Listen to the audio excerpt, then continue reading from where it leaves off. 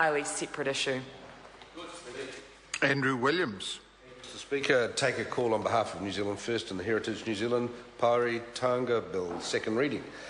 I rise to speak to this bill, and New Zealand First will not be supporting it.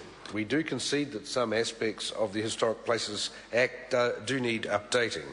That Act was originally drafted in 1975 and amended in 1993. As time has marched on, what has not been regarded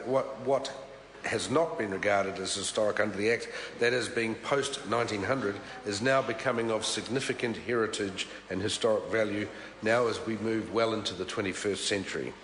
For instance, the World War I centennial era is now upon us, and we must be mindful of the importance of such important periods in the history of this country.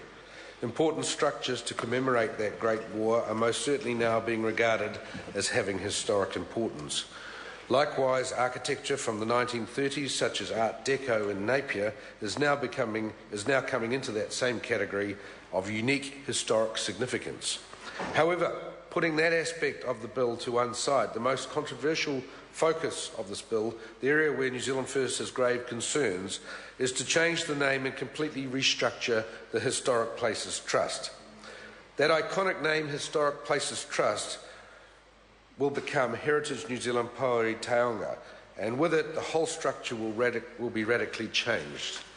New Zealand First does not agree with the proposed change which will see 1. the disestablishment of the local branch committees, 2. the removal of the 3 positions for elected members of the Trust Board, and 3. the creation of 2 new positions for members who are to be appointed by ministers. In short, this is another case of this national government taking over the democratic local interests of heartland New Zealand and replacing that with dictatorial, we know better control from the beehive.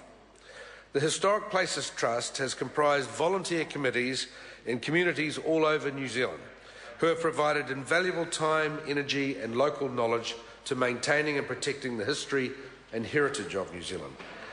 They represent all that is good at grassroots level in New Zealand as dedicated guardians of much of our most precious history.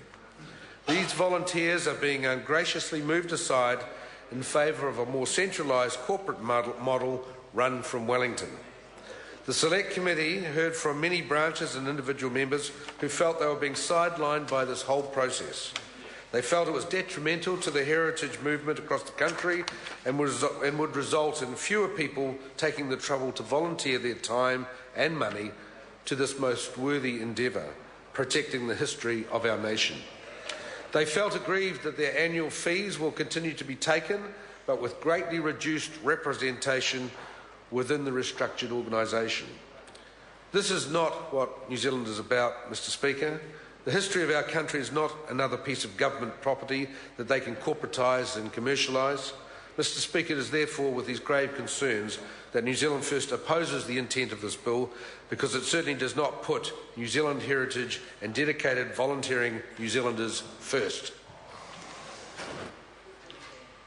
The question is that the motion